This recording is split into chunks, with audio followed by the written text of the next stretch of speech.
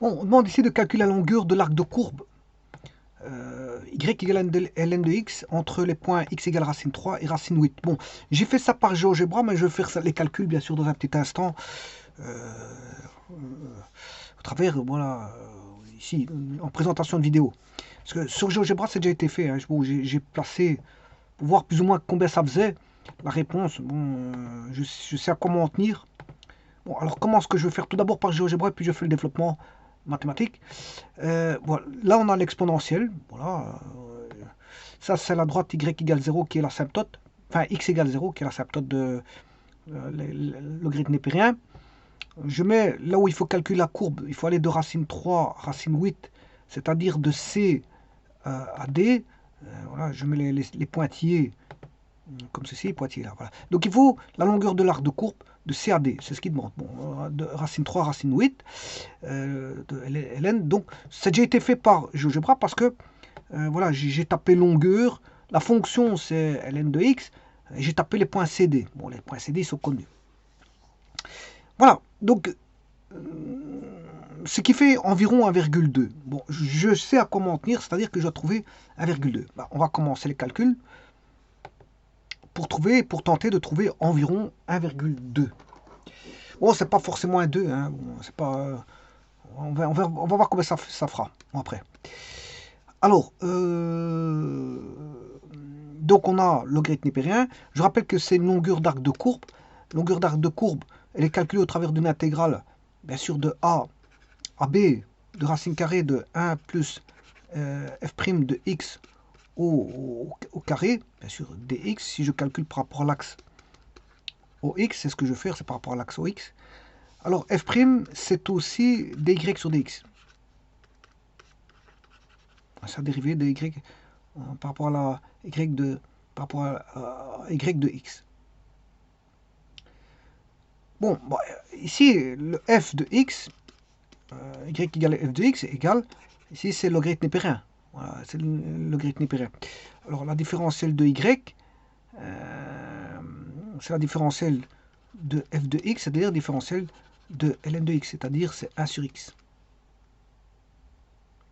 Voilà. Attention, c'est 1 sur x dx. Alors bah, maintenant que j'ai 1 sur x dx, pour avoir f', c'est égal à dy sur dx. dy, je vous viens de vous dire que c'est 1 sur x dx, mais n'oubliez pas qu'il faut encore diviser par dx. Donc je vais diviser par dx. Donc les dx ils vont tomber. Donc f' de x ici vaut 1 sur x, bien sûr mis au carré. Il est mis au carré. Voilà. Et donc, bon, le A et B ils sont connus, puisqu'ils vous disent qu'il faut aller de racine 3 à racine 8. Bon, ça c'est pas. Voilà. Donc on a tout. On a tout pour calculer. Bon. Eh bien, on va faire cette intégrale. Alors on va calculer l'intégrale. Bon, je calcule une primitive d'abord avant de calculer. Enfin, je vais d'abord noter l'intégrale, c'est de racine 3 à racine 8 de racine carrée de 1 plus 1 sur x au carré différentiel de x, c'est-à-dire c'est x carré plus 1 sur x carré racine carrée. Voilà, entre les bornes, racine 3, racine 8 dx, je sors le 1 sur x. 1 sur x étant positif, ici tous les x étant positifs, pas de problème, donc je peux sortir et mettre plus x racine carrée de x carré plus 1 entre les bornes racine 3 et racine 8 dx. Bon. Alors, le tout va se ramener à une calcul de primitif. Parce que bon, vous voyez que ça, je dois traiter ça, hein, la primitive, avant de calculer l'intégrale. Avant de calculer les bornes. Donc, je vais retirer les bornes comme ceci, et puis je vais calculer la primitive, parce qu'il faut d'abord la primitive. Bon. Alors, comment peut-on démarrer avec ça pour calculer la primitive? Donc, 1 sur x, x carré plus 1. Ben, je vais poser x égale sinus hyperbolique de t. Donc, la différentielle de x vaudra cosinus hyperbolique de t. Voilà, on a déjà ça. Et je vous rappelle que sin hyperbolique de t, c'est égal à cos hyperbolique carré de t plus 1. Ça veut dire que sinus hyperbolique carré de t est égal à moins 1.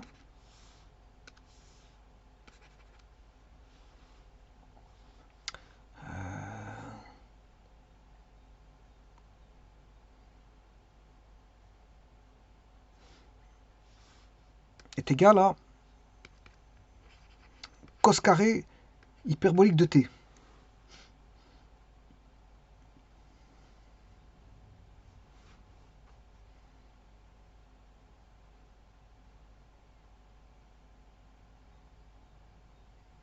Attendez, ici je suis en train de regarder.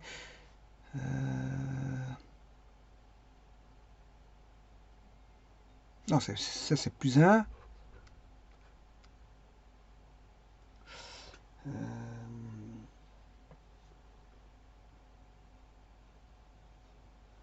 Bon. Il faudrait que je redémontre ça parce que la formule.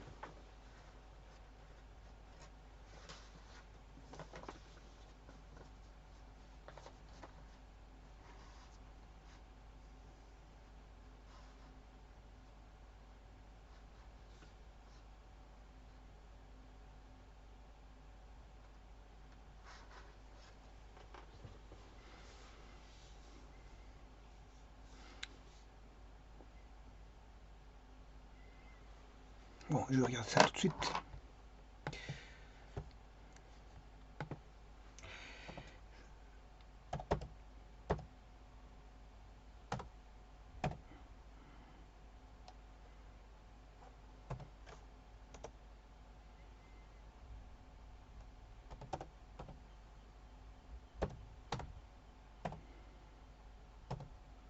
Voilà, c'est moins 1.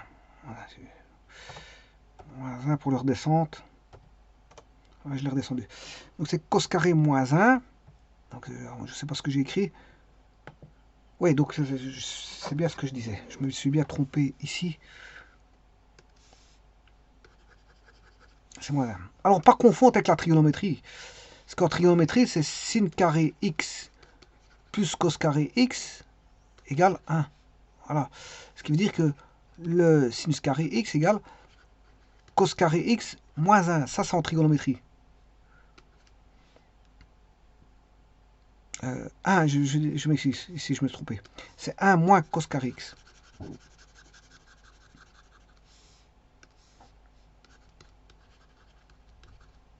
Non, 1 moins cos carré. Par contre, ici, c'est... je pourrais trouver une autre relation. Sin carré t moins cos carré t égale moins 1. En d'autres termes, cos carré t moins sinus hyperbolique de t est égal à 1. Voilà. C'est cos carré moins sin carré égale 1. Alors qu'en trigonométrie, c'est sin carré plus cos carré égale 1. Et là, c'est cos carré moins sin carré égale 1. Donc, ça veut dire que sinus carré est égal à cos carré moins 1. Ouais, on va dire ça comme ça.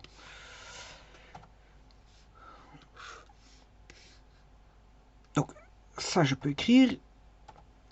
Donc, ici, je vais écrire par rapport à ça. Bien sûr, il y a le dt ici. Primitive de 1 sur x. X, c'est sinus hyperbolique de t. Fois racine carrée de x, c'est sinus carré hyperbolique de t plus 1. Je viens de vous dire que sinus carré hyperbolique de t plus 1, c'est égal à cos carré hyperbolique de t.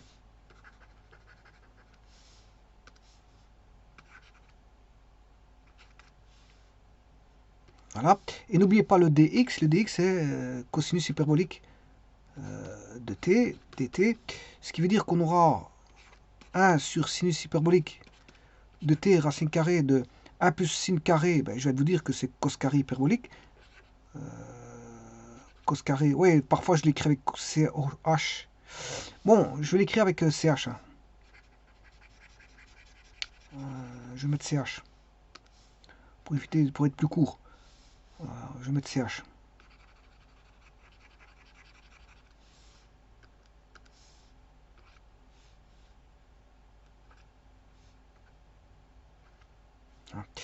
Donc là, on a CH carré de t fois CH de t différentiel de t.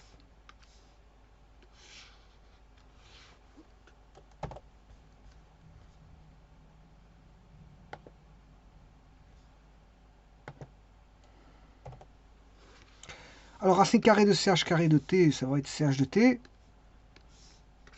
On aura 1 sur SH de t fois CH de t fois CH de t dt.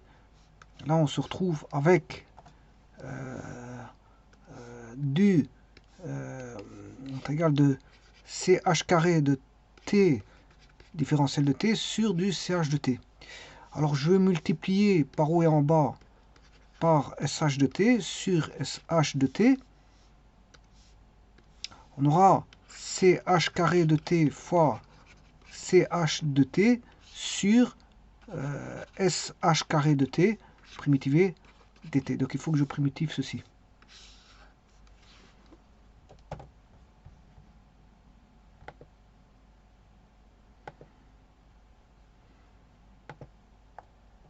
Alors de nouveau,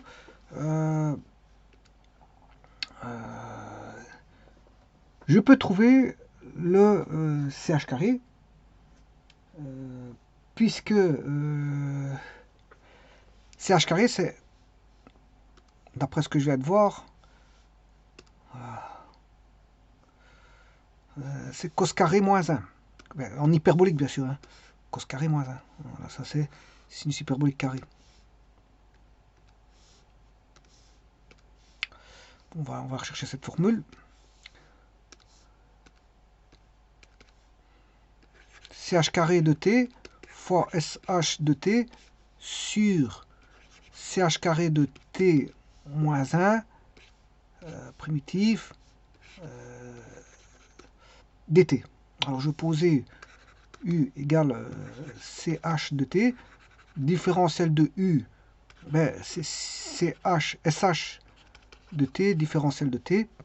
Donc ça veut dire qu'on aura ici U carré du sur U carré moins 1. Bon, je vais faire la division. Bien sûr, à primitiver.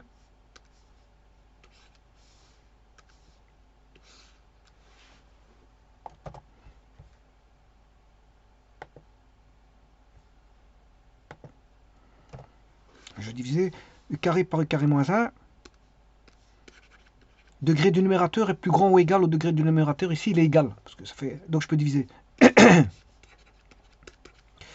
Donc, il y va une fois. U carré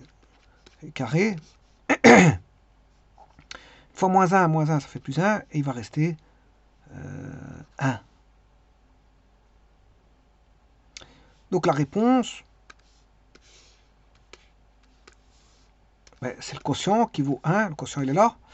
Et il y a un reste 1 divisé par ceci. Il faut encore faut-il le diviser. Donc, on va plus 1 sur U carré moins 1. Voilà, du.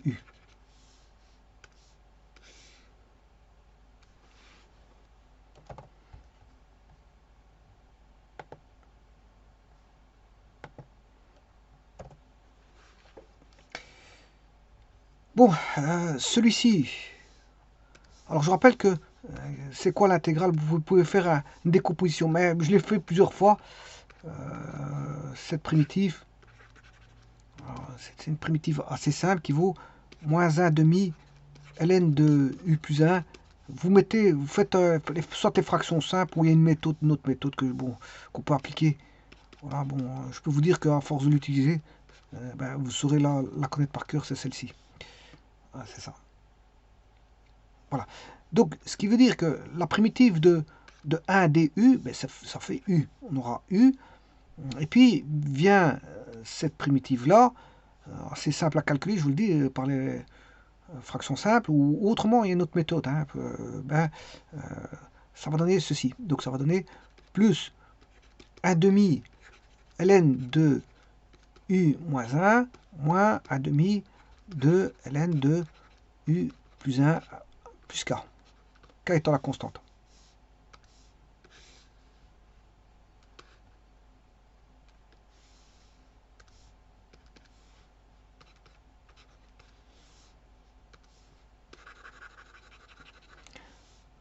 maintenant qu'on a notre primitif en U, avec la variable U,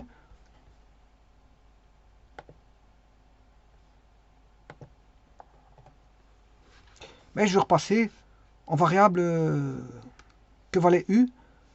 J'ai posé U égale sinus hyperbolique de T. Voilà que vaut U, c'est ça.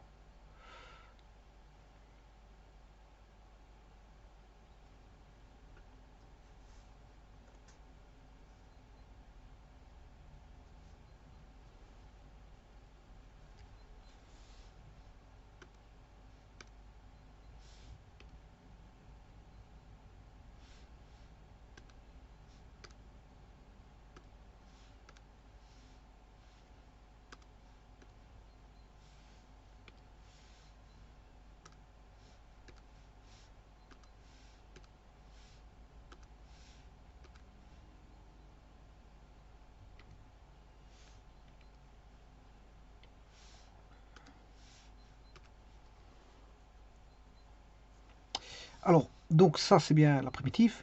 Le U, alors j'avais posé le U, j'ai dit que c'était cosinus hyperbolique de T. Donc là on a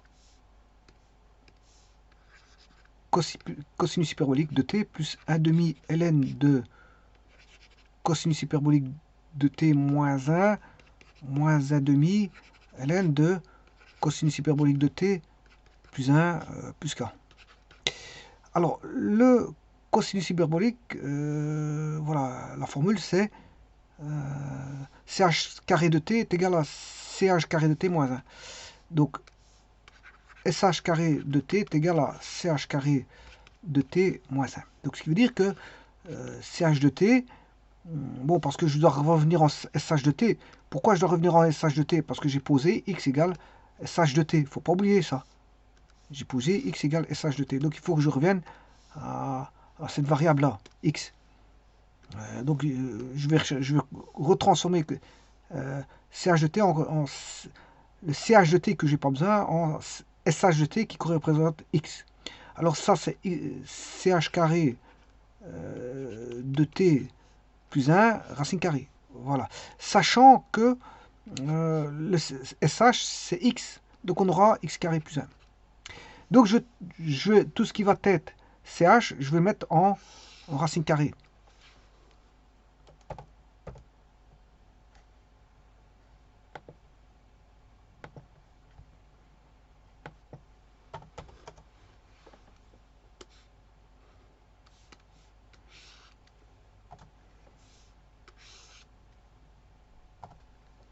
Donc j'ai dit que tout ce qui est ch, je prends celui-ci, ch, CTRL-C, CTRL-V, ch, il va venir ici. Prochain ch,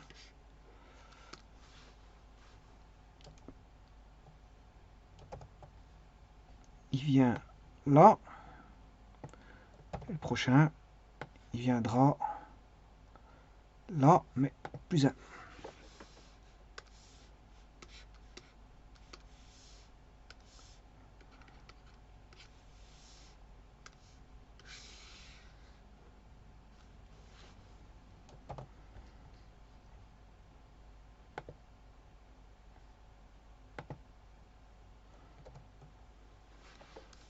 Alors, on avait donné entre racine 3 et racine 2, je retrouve le K, c'est entre racine 8 et racine 3.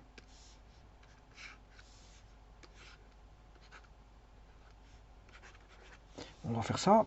Racine de 8 au carré, ça fait 8. 8 plus 1, ça fait 9. Racine carrée de 9, ça fait 3. Plus 1 demi, ln de 3 moins 1. Ici, il n'y a pas de problème, c'est positif. 3 moins 1, ça fait 2. Moins, attention qu'ici, il n'y a pas de moins. Oui, si, je l'ai fait. Alors, moins 1 demi, ln de 3 au carré, ça fait... Ah, attendez, ici, je ne me suis pas trompé ici. Racine de 3, ça fait 3. 3 plus 1, ça fait 4. Racine 4. Oui, ici, je me suis trompé. Si je mets... Je dois mettre d'abord racine 8. Racine 8 au carré, ça fait 8 plus 1, ça fait 9. Racine de 9, donc c'est bon, c'est 3, j'ai rien dit. Donc, tout ceci vaudra 3 quand je mets racine 8.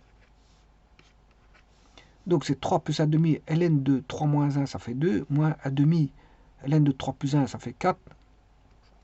ln de 4, voilà. Et maintenant, je vais remplacer par racine de 8. Je m'excuse. Par racine de 3. 3 au carré. Racine de 3 au carré, ça fait 3. 3 plus 1, 4. Racine carrée de 4, ça fait 2. Donc, cette fois-ci, ça vaudra 2. Ça, c'est 2. Et ça, c'est 2. Donc, on aura 2 plus 1 demi. 2 moins 1, ça fait 1. ln de 1. Moins 1 demi, ln de 3. Alors, ln de 1, ça fait 0. Alors, ça c'est ln de 2 au carré. 2 au carré, c'est ceci. Donc, ce qui va dire qu'on aura 1 ln de 2. Donc, on aura 1 demi ln de 2 moins ln de 2. Ce qui fait moins 1 demi ln de 2.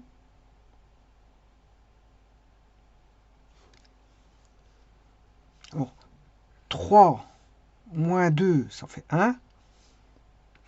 1 moins 1 demi moins 1, c'est moins 1 demi ln de 2. Ah, donc celui-là il est fait, celui-ci il est fait. Celui-là il a été fait, parce que j'ai fait 3 moins 2, ça fait 1. Celui-ci il vaut 0. Et reste moins 1 demi ln de 3. Donc, ce qui fait 1 moins 1 demi, ln de 2 plus ln de 3.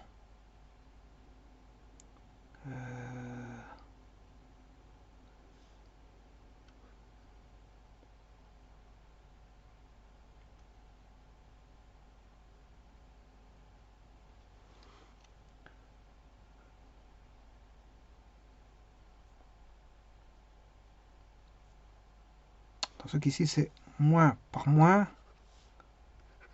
c'est plus.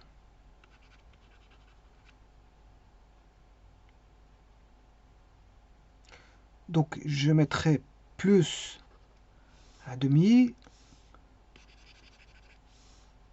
ln de 3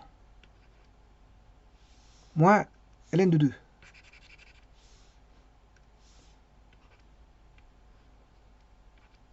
Donc ce qui fait 1 plus 1 demi ln de 3 sur 2. Voilà, on va calculer ça. 1 plus 1 demi, donc la longueur de l'arc de courbe serait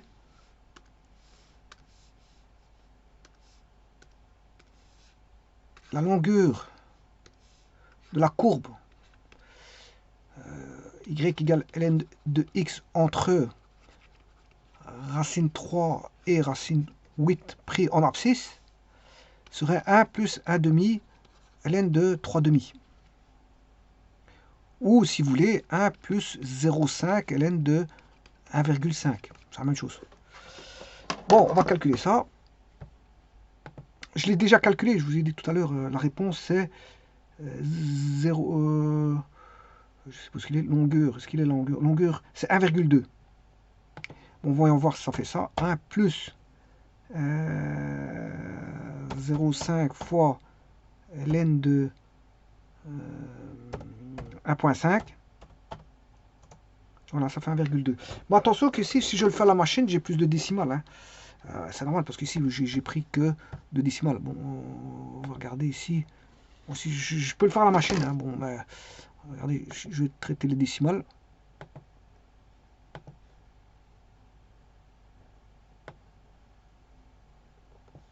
Alors, on va mettre 10 décimales. Vous voyez? Alors, je vais mettre un maximum de décimales. On va en mettre, si je peux en mettre jusque 15. Vous voyez, donc c'est pas 1,2 pile poil, hein, comme le donnait la courbe.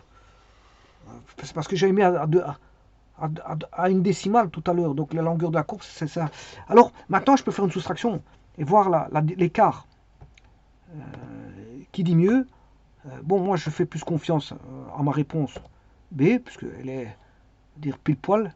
Par contre, la longueur de l'arc de courbe, là-bas, je ne sais pas comment ils l'ont calculé. Donc, je vais faire B moins A pour avoir une valeur positive, un écart positif. Et voilà, l'écart est très petit. Très petit. Voilà, il est de l'ordre de, bon, une décimale, deux décimales, 3, 4, 5, 6, 7, 8, 9, 10, 11, jusqu'à 11 c'est courbon, et la 12e c'est plus bon. Donc la réponse est bonne jusqu'à 11 décimales près. La 12e, bon, on comprend qu'il y a un écart. À partir de la 12e, il y a un écart. Donc autant vous dire que la réponse, bon, je me fie plus à ma réponse ici, qui est exacte, hein, cette réponse, mais de toute façon, rien n'est exact, parce que si vous calculez, qu'est-ce qui fait l'inexactitude? C'est le calcul du logarithme népérien ici. Hein. C'est le calcul du logarithme népérien qui fait en sorte qu'on a une inexactitude. Voilà, c'est ça. Parce que 1, c'est un chiffre pur, 0,5 est un chiffre pur, parce que c'est 1 demi, 1 demi c'est 0,5, c'est un dixième. Hein. C'est donné, c'est 5 dixièmes, mais c'est donné au dixième près. 0,5 est donné au dixième près. Donc il n'y a qu'une décimale derrière le 0. Donc on va dire que c'est une approche pure. 0,5 c'est une approche pure, c'est pur à dixième près. Voilà, puis tout ce qui reste vos 0, 0, c'est bon, c'est un nombre pur. 1 est un nombre pur, voilà, parce qu'il n'y a pas d'erreur. Sur 0,5, il n'y a pas d'erreur. Par contre, si je commence à faire ln de 3,5, c'est ln de 1,5, et là, il y a une erreur. Là où vient l'erreur, c'est ln de 1,5. Bon, maintenant, il y aura une erreur sur l'écriture de ln de 1,5, on est d'accord, mais sur GeoGebra, il y a un autre calcul qui est fait pour calculer la longueur de la de courbe. Si vous dites longueur f CD fait un calcul derrière. Je ne sais pas comment il a fait ses calculs, mais ça va impliquer aussi des calculs, des erreurs. Parce qu'il y aura des additions, des multiplications, des soustractions, je ne sais pas quoi, qu'est-ce qu'il y a derrière tout ça. Mais s'il y a des calculs derrière tout ça, il y aura des erreurs. Alors, à mon avis, la longueur, elle a été donnée par calcul intégral comme je l'ai fait. Ben, maintenant, voilà, je ne sais pas qu'est-ce qu'ils ont. Je sais pas, il y a quand même un petit écart, mais c'est à la 12e décimale. Bon, on va pas s'en plaindre parce que c'est 12 décimales plus loin.